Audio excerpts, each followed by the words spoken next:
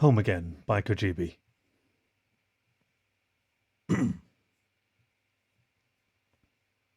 Wait, did I already... Ooh.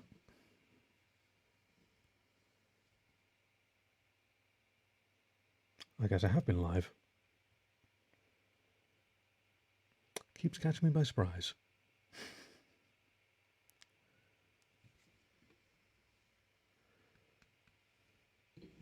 Alright, sound check. Noise cancelling on. Levels look okay. On a tree by a river, a little tomtit sang willow, tit willow, tit willow. And I said to him, Dicky bird, why do you sit singing willow, tit willow, tit willow? Is it weakness of intellect, birdie, I cried, or a rather tough worm in your little inside? With a shake of his poor little head, he replied, okay. Home Again by Kergiby. Let's see. They've appeared before, so Fireplace Kergiby. What kind of town is it? Is this first person?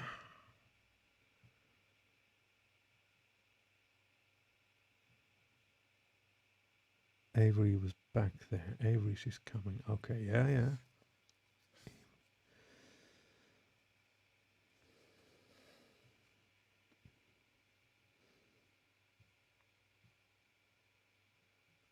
She's a blue jay.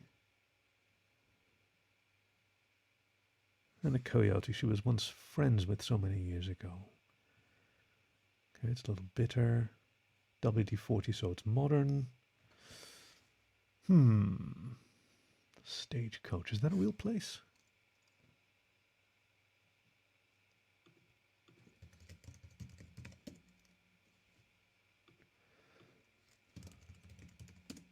Stagecoach, Colorado.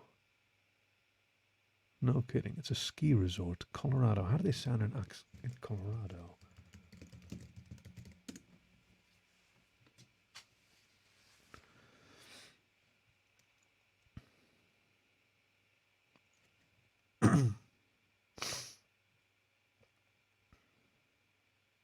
Okay.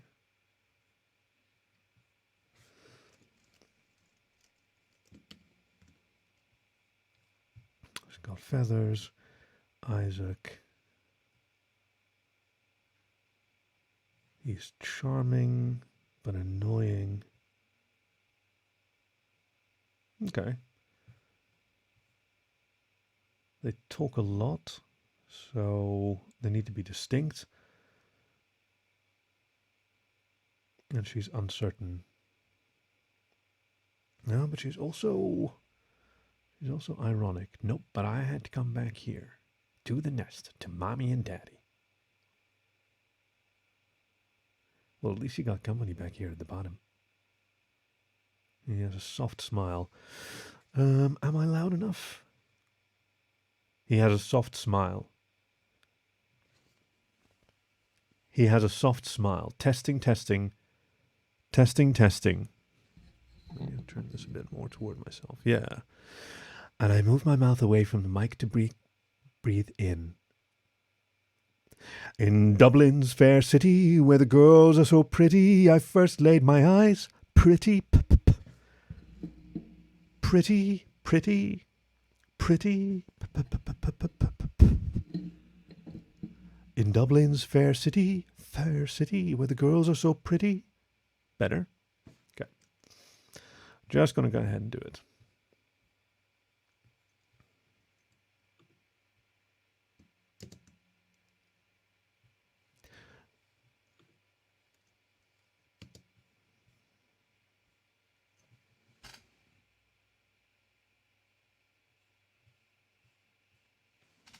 I'm missing my music here. Hold on a second. What happened here?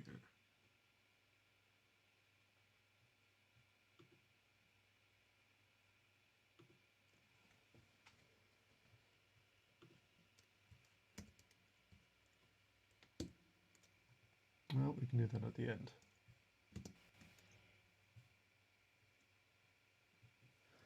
Testing, testing. Yep, that's right.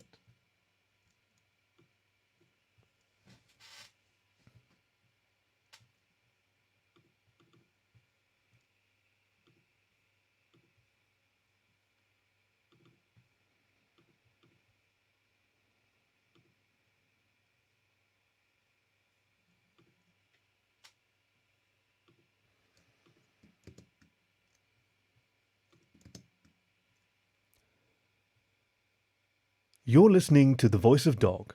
I'm Kaki, your faithful fireside companion, and today's story is Home Again by friend of the fireplace Kergiby, who's a part-time writer and full-time panther. He's been writing furry work and explaining the difference between cheetahs and leopards since 2010. You can find more of his stories on kergiby.sofurry.com. Please enjoy Home Again by Kergiby.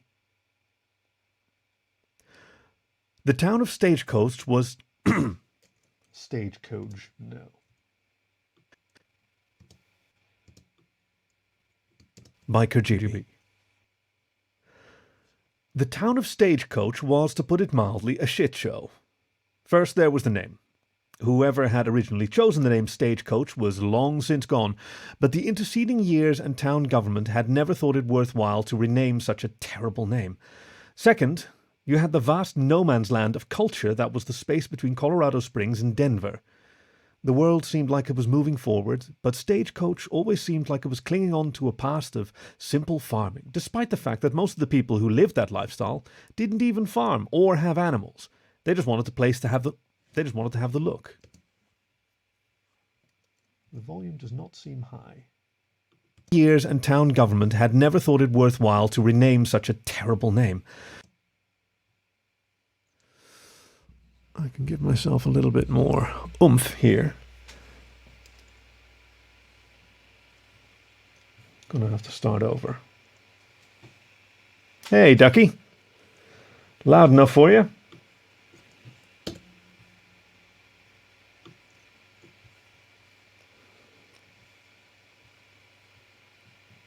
Thank you for dropping by again. It's always more fun with an audience. I'm going to take my headphones down just a little smidge. Loud and clear. Nice.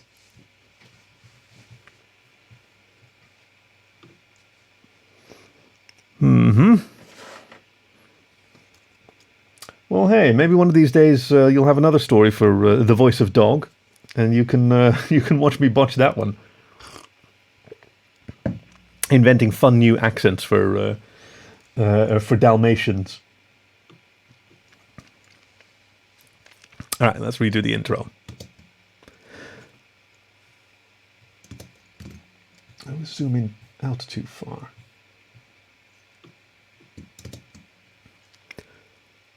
You're listening to The Voice of Dog.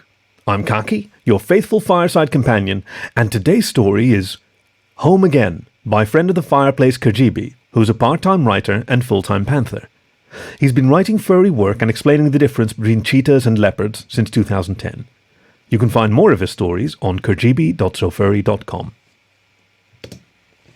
And now I think it's too loud. Writing furry work and explaining the difference. Find more of his stories. Yeah, it's clipping. Okay. So we probably want to be thereabouts, a little over half, and then I can treat myself to maximum volume. Bouncing in your chair. Oh dear. Well, let's hope it's another cracking story. I think this one's maybe a little melancholy. It seems to be about loss and maybe not loss, but looking back on one's past and wondering where one has gone wrong. Let's find out. You're listening to The Voice of Dog. I'm Kaki, your faithful fireside companion, and today's story is Home Again by friend of the fireplace Kergiby, who's a part-time writer and full-time panther. He's been writing furry work and explaining the difference between cheetahs and leopards since 2010. You can find more of his stories on kergiby.sofurry.com. Please enjoy Home Again by Kergiby. The town of Stagecoach was, to put it mildly, a shit show. First there was the name. Whoever had originally chosen the name Stagecoach was long since gone, but the interceding years and town governments had never thought it worthwhile to rename such a terrible name. Second, you had the vast no-man's land of culture that was the space between Colorado Springs and Denver. The world seemed like it was moving forward, but Stagecoach always seemed like it was clinging on to a past of simple farming, despite the fact that most of the people who lived that lifestyle didn't even farm or have animals. They just wanted to have the look. Third, there was the way that everything seemed more crowded and run down, despite all the new money that was flooding the state with a wealth of investors and businesses that came in following the legalization. The town had grown, but there wasn't any major industry or draw, and building a large conference hotel across the street from the small movie theater was a choice that baffled everyone. But, nonetheless, Avery was back here, and she hated it. She hated that this was where her life took her back after escaping it so many years ago. The Blue Jay sat in the old coffee shop she'd frequented the days before she moved away. Her wing ruffled, her back off the booth, and trying her best not to be obvious. She was not doing the best job. It was odd enough being a bird in this part of the state, but it was odder still to be a bird not native to this region of the country. But even still, she grew up here, native or not. She took a sip of her coffee, sighing and leaning back in her booth, her rough-skinned hands tapping on the mug. "Avery?" Her voice froze her entire body. The voice, oops. And that's Isaac speaking. Her voice froze her Avery? The voice froze her entire body. She looked up towards the voice until she saw him. The coyote she was once friends with so many years ago stood there looking at her. He had a mug of coffee and his leg was in mid-step. His large ears were perked up as if she'd made a sound he was trying to identify. Isaac, Avery faltered. So many years of confusion since, but she could still remember the sting. "I didn't know you were back in town." "Just got here a few days ago," she said. "Wow, it's nice to see you again. If you want to catch up, we can..." "No," she said. "I don't think we'll be catching up, Isaac. Look, I'm not here to reconnect or whatever. I'm just trying to drink my coffee in peace, okay?" His shoulders drooped slightly, but his ears, those big ears, dropped to his head and he nodded. "Right, yeah, no, of course. I'm sorry to have bothered you." He didn't even say goodbye. He took another step and continued around the corner of the coffee shop. The taste of her coffee turned suddenly sour. Avery was on her bike after dinner. She'd had to oil the chain and put liberal amounts of WD-40 on the joints, but she couldn't handle being at home with her parents.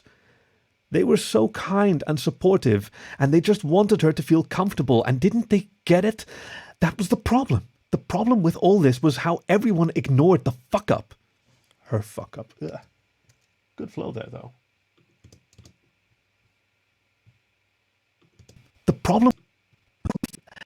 That was the problem.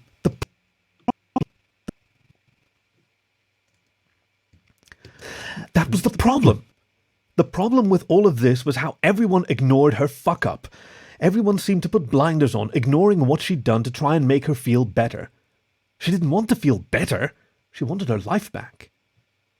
Being back in Stagecoach wasn't helping with anything, but the one piece of solace was the bike trail she was able to speed through. She pedaled hard, legs burning on the straightaways. She leaned into the turns, feeling the wind in her face.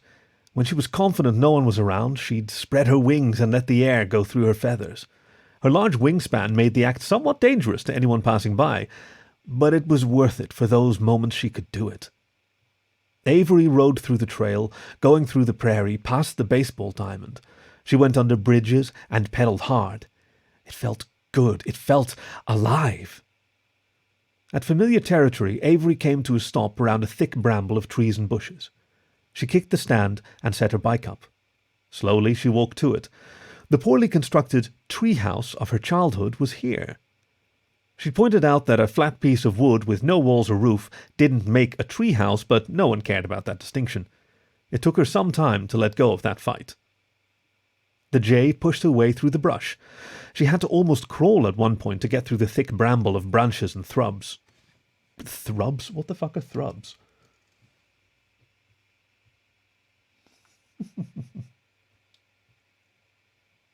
brush. The J put.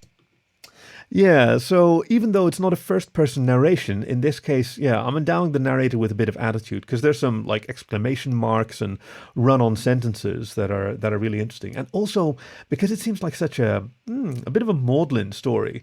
And I've had a peek at the ending, and it's got a nice resolution, but people, yeah, I still want people to like feel good while listening to these stories. So even when one's a little maudlin or melancholy, I'm thinking of The Lion Sleeps by Francis Pauly. That one was.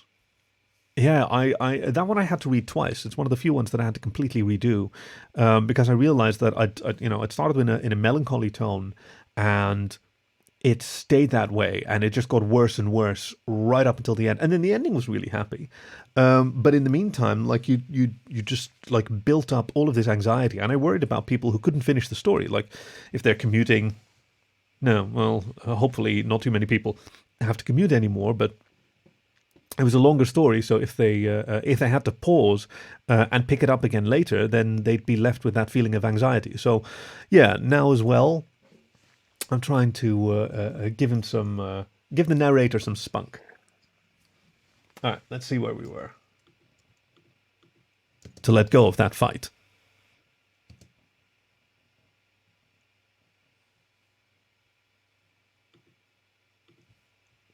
To let go of that fight. And where is that? It's right here. To let go of that fight. The jay pushed her way through the brush. She had to almost crawl at one point to get through the thick bramble of branches and shrubs. After a bit of work, she got through to the clearing. She saw the curve of the old, gnarled tree on which they'd planted the few boards to provide a flat platform. She took another step and put her hand on it. Taking a tentative step up, Avery stood up on top of the boards. They shifted under her weight, moving and creaking so much she thought they might break.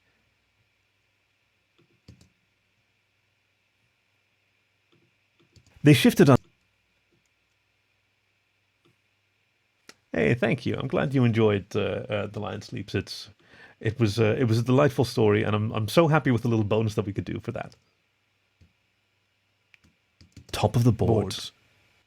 They shifted under her weight, moving and creaking so much she thought they might break, but they held. Avery put her hand on the tree, running it over the rough bark. She sighed and leaned into the solid tree. Looking down, she blinked back tears. She was back here, where she fought so hard to escape from, where she worked so hard to make sure she never came back, but she was here again, trapped, caged, bound inextricably to a place that still had the power to make her feel weak and worthless. She closed her eyes, letting the tears fall. Each drop hit with a plat against the old wood. She opened her mouth and let out an anguished cry, primal and hurt. She tried to force the sheer fact of her existence, her territory, her being, into the strange cry her species did that sounded like a squeaky gate. For so long, Avery hated that sound when it came from her, but this was what it was for. To tell the world she existed.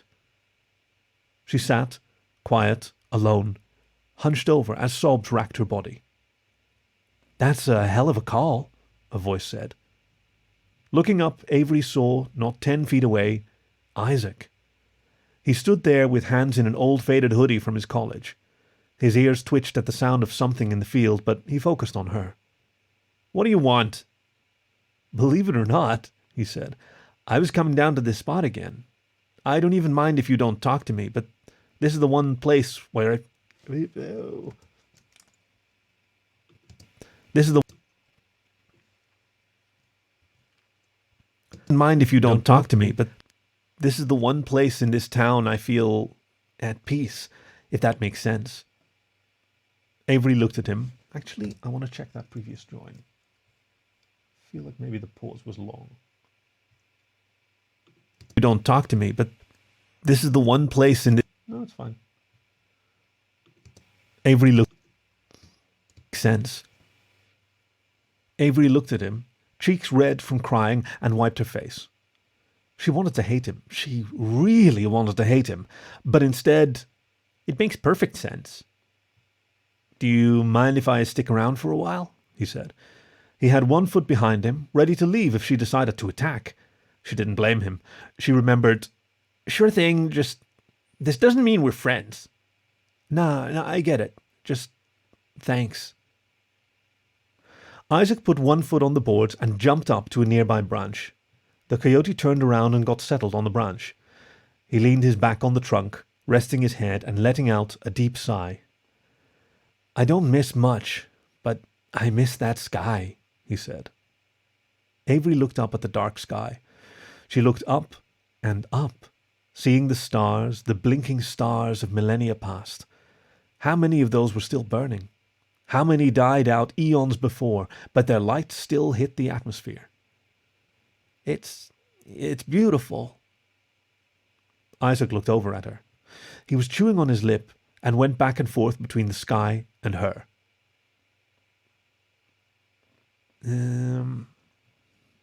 Which one is talking? Ave. Okay, so it's Isaac talking. Shouldn't have hedged. I've been thinking about us, about what we did, who we were before. Not just today, but for a while now. Ever since my marriage fell apart. I've been thinking about my life, and I'm so ashamed, Ave.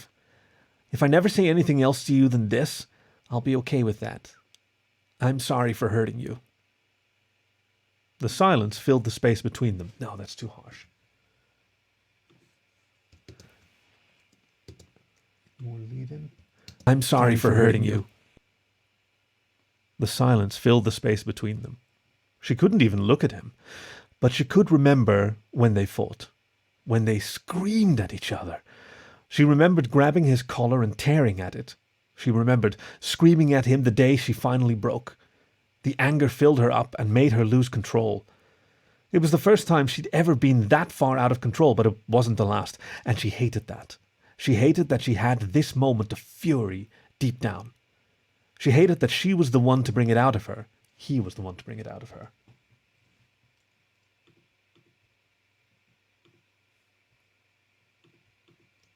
Fury deep down. Oh, I missed it. Where is it? Fury deep down. Deep down.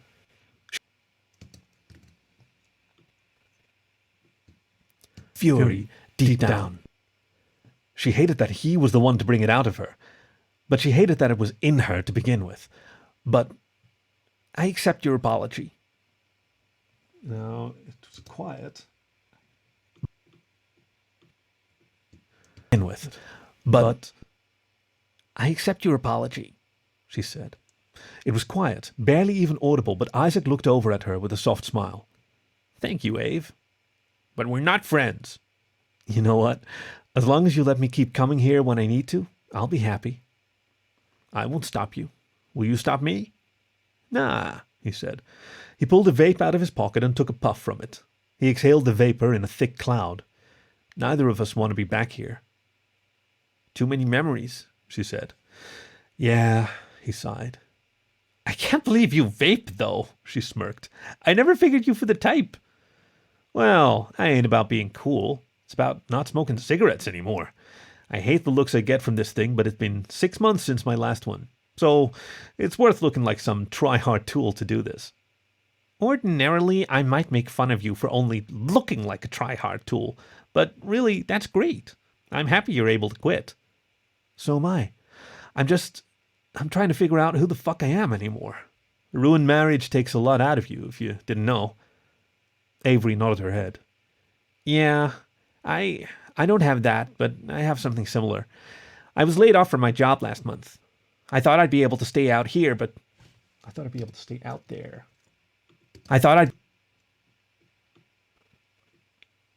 Laid off from my job last month. I thought I'd be able to stay out there, but nope. I had to come back here, to the nest, to Mommy and Daddy. Well, at least you've got company back here at the bottom. Yeah, she said. It could be worse. I guess I think I'm gonna go. Oh, okay, Isaac said. He had a soft smile on his face. I'll probably stay out here a bit longer, but I'll see you around, yeah? Yeah, Avery said. She looked at Isaac for a moment. She wasn't sure what to think of him, but she knew that the anger she'd still had in her heart for him was cracked open now. She could tell the sting of seeing him had lessened tonight, and she was okay with that. Avery slipped her clothes on, her feathers still drying off from the shower. She dried her down off as best she could and took her time getting dressed. With her clothes on, she grabbed her phone, scrolling through the messages and texts from her old co-workers. She sighed and pinched her beak. Damn it, I just can't right now. The J's thumb swiped 3 notifications. Why did I get 3? Must be because the is underlined. The J's... And right now... The J's thumb swiped each notification away, moving them aside and sighing to herself. Being back here, she should be looking for job postings. She should be trying to apply places or figures out... Apply for places, trying to apply to places. Postings.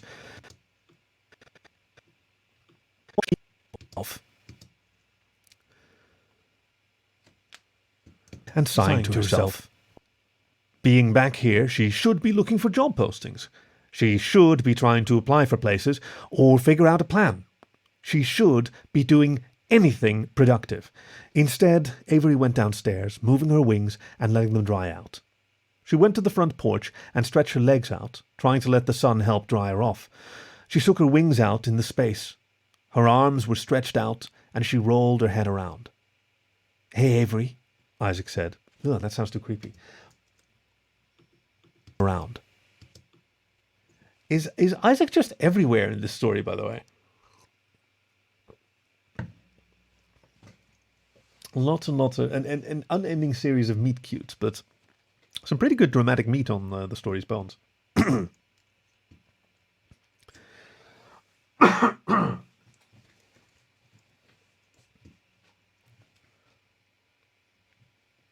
Rolled her head around. Hey, Avery, Isaac said. Her head jerked forward and saw him. Her head, and she saw him. I dislike putting words in an author's mouth, but her head jerked forward. No, it has to be she. Rolled her head around. Rolled her head around. Hey, Avery, Isaac said. Her head jerked forward, and she saw him. She gave a little smile to him and waved. What are you doing around here? Oh, just taking a walk. Parents still live a few streets over, so I just thought I'd take a walk and enjoy the nice day. You're welcome to join me if you want. No, that's how Avery sounds. You're welcome to join. Enjoy the nice day. You're welcome to join me if you want. The blue jay looked the coyote over for a moment. He was smiling at her so sincerely. His eyes were soft and a fierce shade of green that bored right into her. Sure, she said. The pair walked in silence through the old neighborhood together. It was a home she'd never really liked. It felt small and run down, and the whole time the blue jay kept wondering why this place persisted. It felt like time and hope had moved away from this place, but it persisted, a scab healing over, ugly and painful. I have a proposition for you. Go on, Avery said, taking a look over at him. We're both a little fucked up right now. We're both hurting.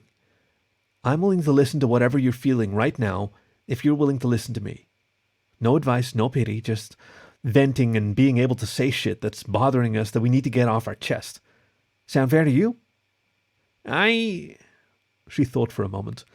Her stomach twisted as she fought the urge to scream, no. She'd trusted him before, telling him her secrets that he'd twisted against her in school. When she'd molted her feathers from her head, the coyote laughed and made sure everyone did too. He made her ashamed of who she was because he knew where to hit. It took a long moment for her to swallow and look at him. I'm not sure. I'm not expecting things between us to be magically fixed, but I'm offering you a chance. To be magically fixed, Oh, there's a lot of breath there. I'm not sure. I'm not expecting things between us to be magically fixed, but I'm offering you a chance to speak and to try again. Who would I tell? I don't know anyone in this town but you and my parents. They don't give a shit. They're angry that I ruined the marriage when she's the one that left me for her boss. So I can't say that you have a reason to judge. I can't say you have a reason to judge me. One that left me for her boss. So I can't say you have a reason to trust me, but I can only tell you this. I don't like that I hurt you, and I'm trying to be a better person. So if you give me a chance, I'll make sure I earn the trust, Ave. You're the only person to call me that in years, you know that? I stopped going by that ages ago. It's nice to hear. You're the only person to smile at me in a few months, so thank you for that. Avery let out a long breath and stopped at a split in the path. She leaned back against the railing, the tree's shade hiding her face. I got fired from my job for reporting something illegal. Whistleblower laws should protect me from that, right? But right-to-work states don't mean a damn thing. So I did the right thing and reported the embezzlement that the investment firm was doing with pension money. And what do I get for it? She laughed, running her hands through her hair.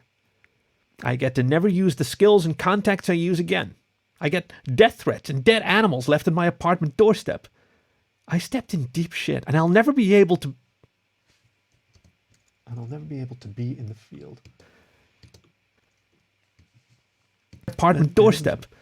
I stepped in deep shit, and I'll never be able to be in the field I spent the last 10 years working in. And what do I have to show for it? Nothing. Absolutely nothing. I'm just trapped here. This is where my life led me. I had to come back to the place where I have nothing. I am nothing. I'm trapped, Isaac. I'm trapped in this hellhole, and I don't think I'll ever get back to happy again. Isaac looked at her.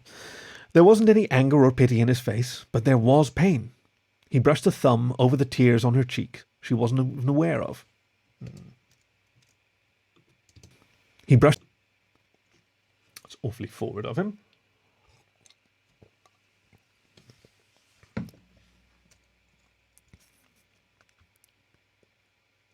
But there was pain. He brushed a thumb over the tears on her cheeks she wasn't even aware of.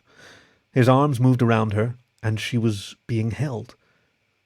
God, it felt so good to be held. It felt so good to be held and safe for that moment. She hated herself for being so weak. She wasn't weak. She wasn't the type to break like this, but here she was, crying into the chest of someone she'd hated for so many years. It felt good to just let herself go. Let the anger and pain and frustration all slip away until she was free. I'm sorry, she sighed, holding him around the waist and not letting go. I'm sorry for breaking like that, Isaac. Ooh.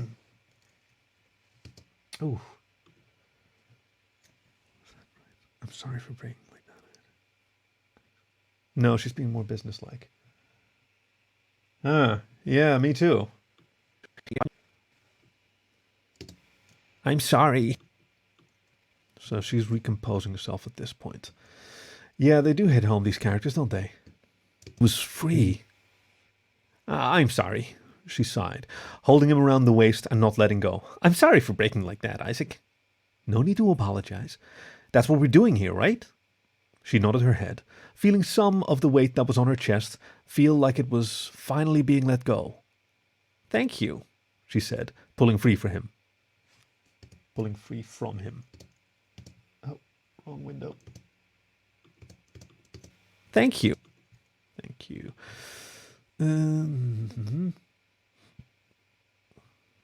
That's where we are. God, hold on. Finally being let go. Thank you, she said, pulling free from him. She leaned back to the sign and looked over his face for a long moment. The silence dragged on, an impenetrable wall between them. You're welcome, Ave, Isaac said. I'm happy I can do something right for a change. The blue jay cocked her head at him. The coyote's ears were flat to his head, his shoulders drooping, the longer she looked at him. What happened to you? She said. You were so confident and sure of yourself when I knew you. Even when you were an asshole, you were so confident. I don't get it. The coyote's face twisted into a smirk, but the look didn't hit his eyes. Well, I went to college. I was suddenly a very small fish in a big pond. He gestured for them to keep walking, going down the sloping path through the prairie. I started going to a few different clubs, trying to figure out who the fuck I was. Pretty standard shit, right? Well, I went to one, and there was this antelope that took my breath away. She was funny and smart, and she had this biting wit that would chew into me when I said something. We were friends for a long while. Then I started to date her. Things were good. After college, we moved in together. She got this job working for a marketing agency. We got married. We were saving up for a house, and everything just felt good. It felt right, you know? Hell, I was happier than I'd been in a while. But then her new boss came along. After a few months, she was sleeping with him. I knew about it shortly after it happened. I confronted her. She told me. He took his vape out and drew on it for a long moment, taking the time needed to compose himself in his long, slow exhale. She told me that she knew what love was, finally. We'd been married about... Oh, whoa. This is heavy. We'd finally. We'd been married for about a year by then, and she just destroyed me. I tried to fight for her, but she was just...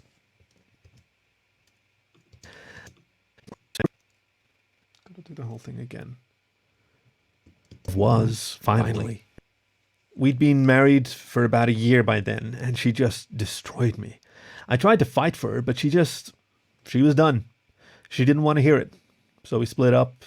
It was amicable as far as divorces go, and I didn't want to live in that city anymore. Too many memories. So I just drifted for a while. I was couch surfing with my friends until he rolled up his sleeves. He rolled up the sleeves on his long sleeves. Ugh. Okay. He rolled up with my friends until he rolled up the sleeves on his long sleeves, and Avery gasped. With my friends until he rolled up the sleeves on his long sleeves, and Avery gasped when she saw the deep scars that had dug into his skin and fur, the long marks on his wrist that went up his arm. She grabbed his arm and looked at him, feeling the tears stinging his eyes. I'm not a happy person, Avery. I don't think I ever have been. I don't know. I don't know what...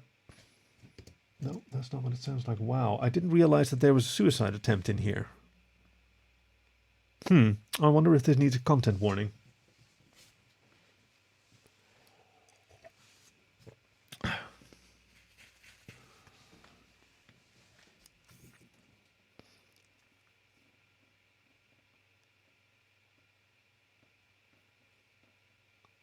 I'm just reading it again, trying to decide, like, if this is...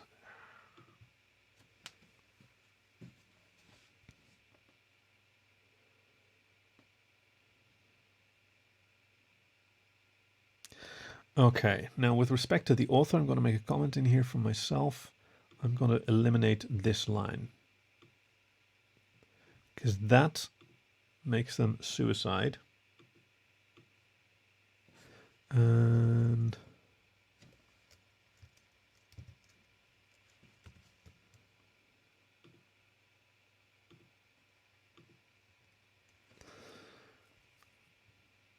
yeah.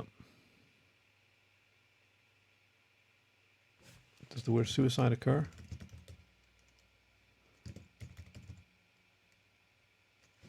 Okay, now they just kill. All right. Yeah, I don't usually do this, but for the tone of the show, this is too heavy.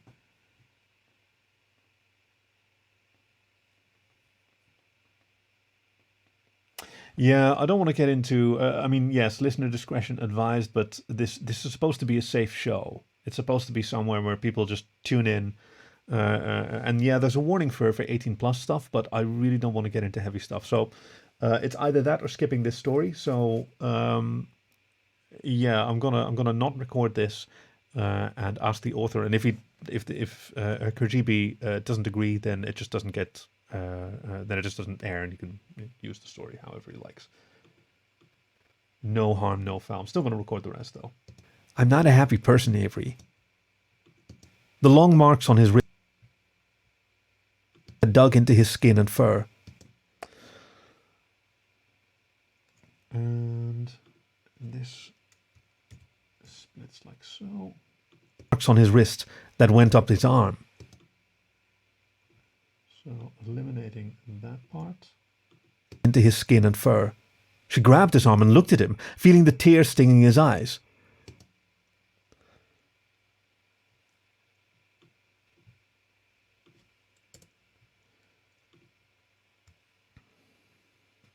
She saw the deep scars that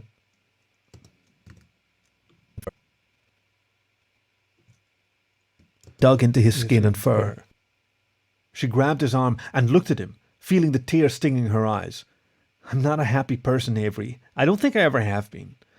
I don't know. No, I did it wrong again. I'm not a tears stinging her eyes. I'm not a happy person, Avery. I don't think I ever have been. I don't know what being happy feels like anymore. Avery looked at him for a long moment. She brought his hand up to his beak. Avery looked at him for... Thanks for the second opinion, Spuddy. Ducky, pardon. More. He feels like anymore. Avery looked at him for a long moment. She brought his hand up to her beak, nuzzling into his hand. She gave his fingers and hand soft kisses. Isaac, even when I hated you, I wanted you to just learn a lesson, but I never wanted you to go away completely. I'm not trying to fix or save you. Only you can do that for yourself. But I never wanted this. Her claws went over the scars, and the coyote's hackles raised. He shivered the feeling away, looking at her and nodding his head slowly. Thank you. I should probably shut up. But you should hate me, Avery. You should hate me for what I did. I don't want to dwell on that, okay? I forgive you. But you need to forgive yourself, okay? The coyote cocked a brow at her words. He opened his mouth as if to argue with her, but closed it. Those large hands found their way to her head, and he planted a kiss softly on her forehead. Okay. Then how about we just enjoy the nice day for now? And maybe we can start talking more. Not about the past, but just catch up. Really catch up. I want a second chance at being your friend, Avery. Okay, she said. But can you promise me something? What's that? If you think you have to hide some feeling from me, please don't. We're both past that stage. All right, he sighed. Then I have something to tell you. I didn't tell you before. What's that? She asked. She held, okay?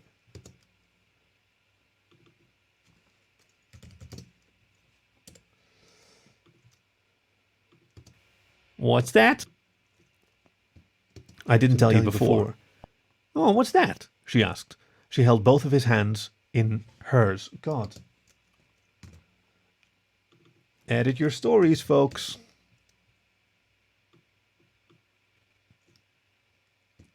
I didn't tell you before. What's that? She asked. She held both of his hands in hers. I drank a lot of coffee this morning, so I think we need to cut this walk a little short so I can go to the bathroom. Avery snorted at him. She shoved his chest and let out a laugh. All right, Pooch, let's get back then. Want to grab dinner tonight? No, she's asking herself.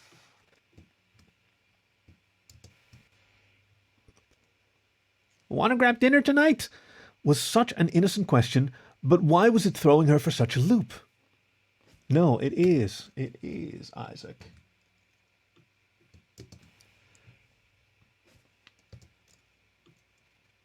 Let's get back then. Want to grab dinner tonight? Was such an innocent question, but why was it throwing her for such a loop? Avery ignored the text for now, focusing on another application she was sure would go nowhere. She shook her head, typing out the cruel monotony of another application that asked for the same information she'd already provided 1,000 times to 1,000 different companies. The Blue Jay was quiet, and her brow was furrowed with annoyance at the insinuation of the text. They'd been spending time with each other for a few weeks now, and she enjoyed having him around. But the question, who did he think he was to ask her that? She shook her head again, typing with anger in every keystroke. She slammed the enter key down, and the next application was submitted. It hurt her head to keep doing this. "Where do you have in mind?" she typed back to the coyote. Their time together helped. It helped to be able to spend time with him and talk and vent and not feel the pressure. She'd broken down a few times, and he in turn. She just wanted to help him through this as best she could. This wasn't... Avery, for once, had no idea what was going on, and that scared her. It scared her to think that things could be good or that could be that good or that normal. It scared her, and that scared her. It scared her to think that things could be that good or that normal between them, that she could talk and play around with him as if they were normal people without all their history together. Noodle bowl. The Thai place? 6 work? Yeah, that sounds nice. Fine, she'd go out to dinner with him, but she wouldn't dress up. This wasn't a date, this was just 2 friends. They just needed to... Well, what topic hadn't they covered recently? She felt as close to him as she did before.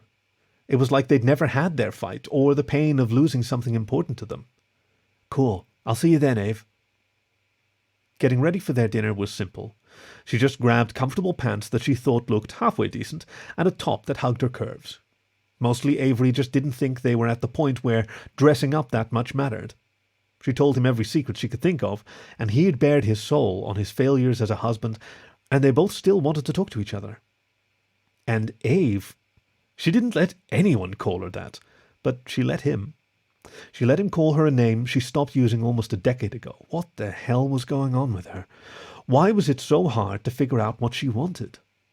Was she just latching on to him as the first thing that came along? She didn't know.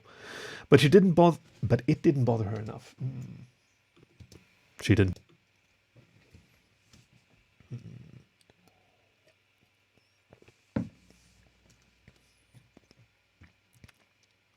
The first thing that came along? She didn't know, but it didn't bother her enough to stop her. I did it again. Was the first thing that came along? She didn't know, but it didn't bother her enough to stop her as she got into her car, or when she parked her car at the restaurant, or when she saw him in a striped shirt and a nice pair of jeans, but she still smiled at him because he really was handsome, wasn't he?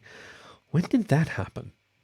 You look nice, he smiled. Thanks, so do you. Isaac opened the door, leading her in. She'd gone to Noodle Bowl a few times when she stopped back in. She'd gone...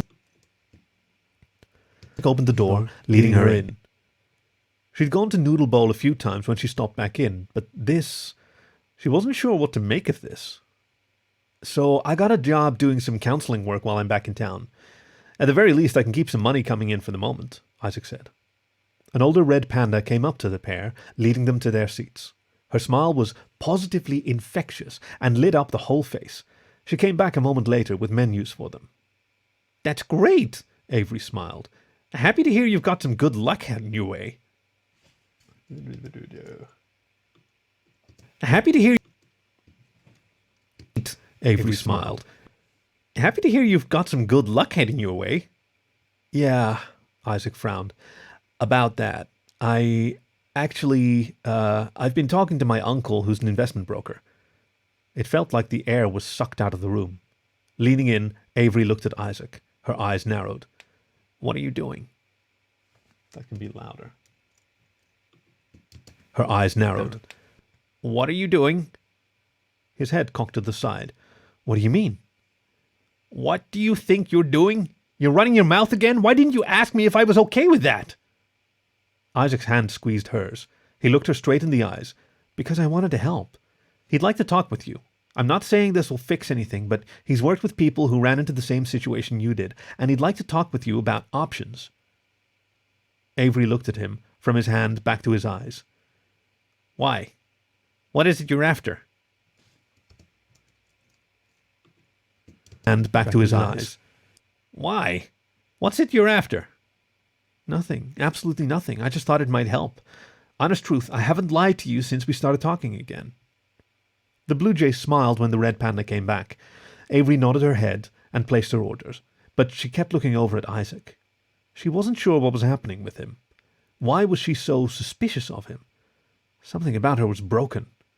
Ave? Sorry, she said. Isaac frowned at her, his hand still on hers. I've been trying to get your attention. I'm just trying to help you. I know you may not be able to trust me very well, but all I want is to help you get back on your feet. Nothing else, no ulterior motives. I'm just trying to be your friend. She sighed and shook her head. I know you are. I know you are. But I have something in me that keeps telling me not to listen to you. And I'm trying to figure out why that is. You're helping and kind, but I feel like there's something in me that won't let me take that step.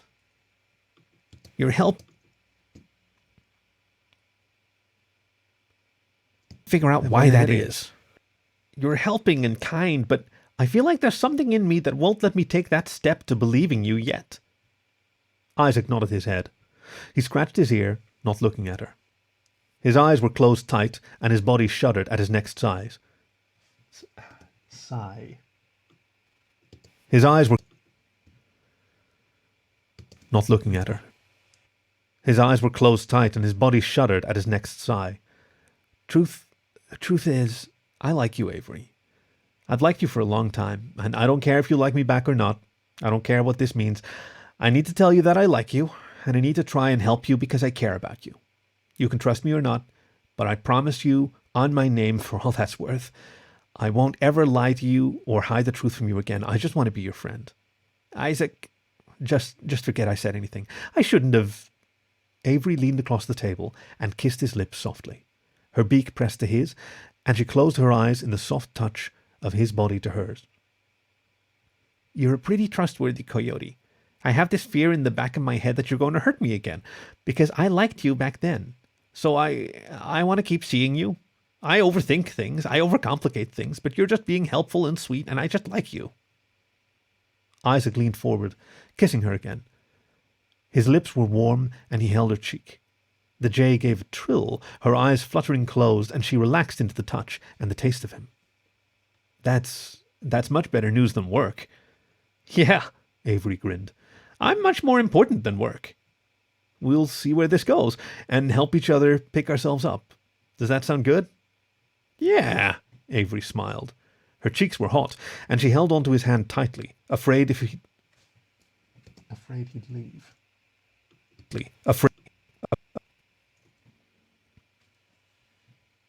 Where are we in the story? And toward the end.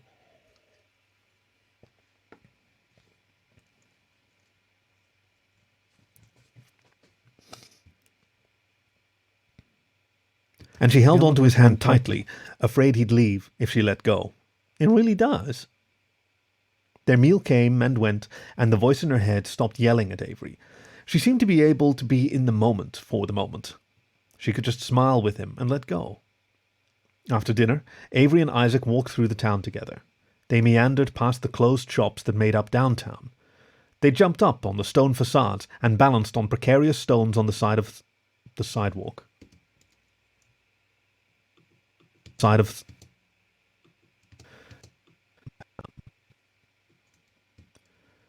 Shops that made up downtown. They jumped up on the stone facades and balanced on precarious stones on the side of the sidewalk. Avery smiled, feeling lighter and freer than she had in ages. It was so nice to let go and just feel, well, not quite happy, but better. Better was all you could get sometimes. Eventually, they made their way back to the old treehouse, tramping through the brush to climb up on top of the wood. The old treehouse, tramping get sometimes. Eventually, they made their way back to the old treehouse, tramping through the brush to climb on top of the wood. Isaac laid back on top of the wood. Avery leaned against him, resting her head on his chest. She closed her eyes, listening to his steady heartbeat. Which one's speaking now? Avery's speaking now. His steady heartbeat. Just being here with you is really nice. I'd just forgotten what it felt like, I guess. What's that? Isaac frowned. I work too hard. I'm so focused on my career that when everything blew up on me, I had nothing. I don't know who I am without my job anymore. That whole part of me is just gone. And I'm upset. But at the same time, it's part of my problem. I put everything into place, and then when I did the right thing, poof, all gone. Isaac's hand rubbed over her back, feeling her soft feathers and down. She wrapped arms around him and kissed his cheek. You matter, Ave. You're more than your job. You're more than just one thing, so I don't know. Act like it, I guess. Focus on work in that, sure. But go home and allow yourself to be someone else. Find something you like. Hold on to it. Things can slip away from you so quickly that you don't even know it. Like we slipped away? We pushed it. We pushed each other away. Like we slipped away? We pushed each other away. But hey, he smiled, kissing her softly. I'm staying right here. Got it? The blue jay smiled at him and kissed him again. She kissed him, closing her eyes and letting her hand run over her chest and stomach. She felt him, the soft fur on top of his firm body. She rubbed his chest and sides. His hands worked under her shirt and she shivered. She didn't stop him, but he didn't go past that. The feeling of his hands on her stomach made her shiver. I'm sorry. I'm still feeling a little broken myself. I really like you, Ave, but I need to figure out how to do this at my own pace. The blue jay shut him up with a soft kiss, and she held onto his head with both of his hands. Both of her hands.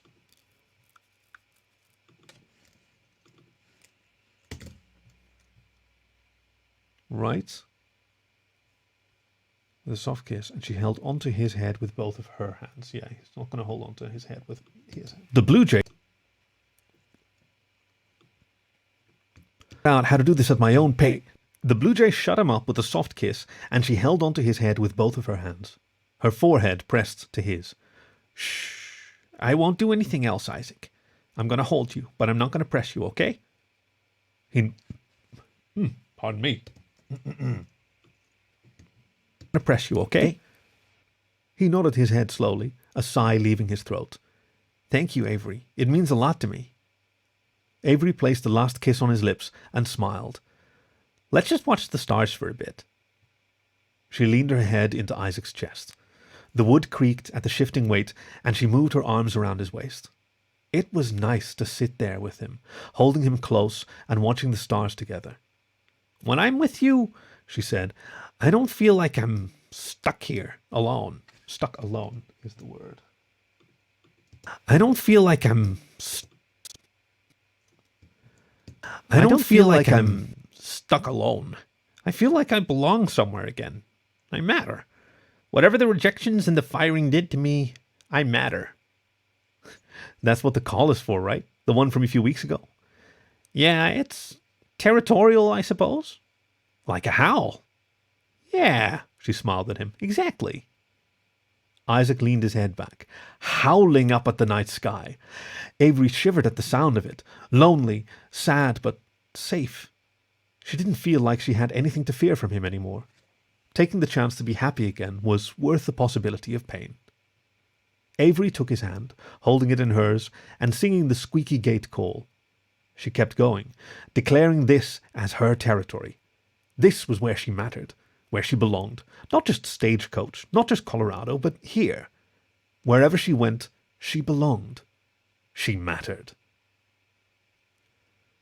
This was Home Again by Kergiby, read for you by Kaki, your faithful fireside companion.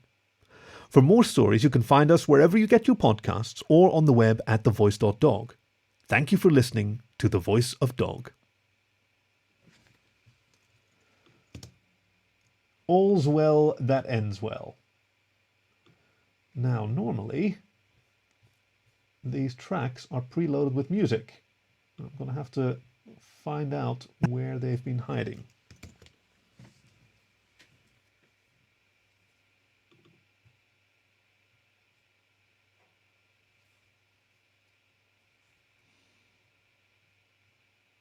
I've been using the wrong template. That's the problem. that's where the music is. Okay, so this is preset CMA 2020 04. It's the 26th.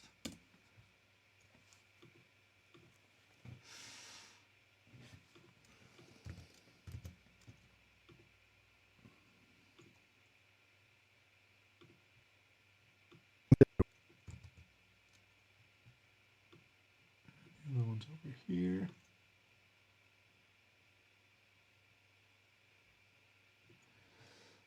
Take that off mute. Fireside Companion.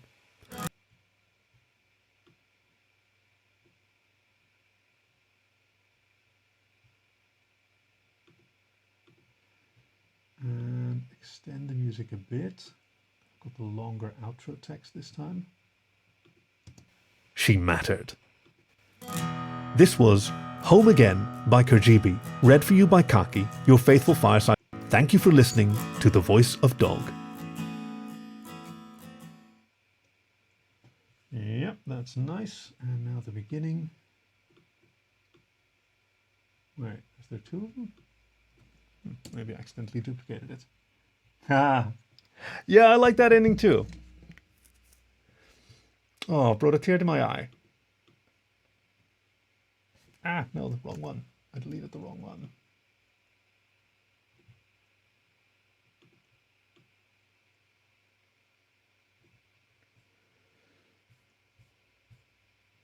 Yeah, I like that she found herself.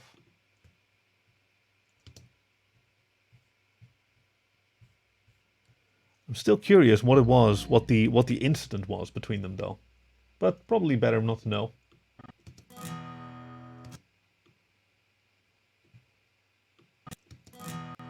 You're listening to The Voice of Dog. I'm Kaki, your faithful fireside. Yeah. Now that looks good. Oh, another long one. 30 minutes. How long have we been recording? Oodle alley. We've been recording for an hour. Oh, thank you for sticking around. I hope you've enjoyed it. And there we go. Save this as an MP3. Nice high quality. Yeah, there we go. Boom. Off we go.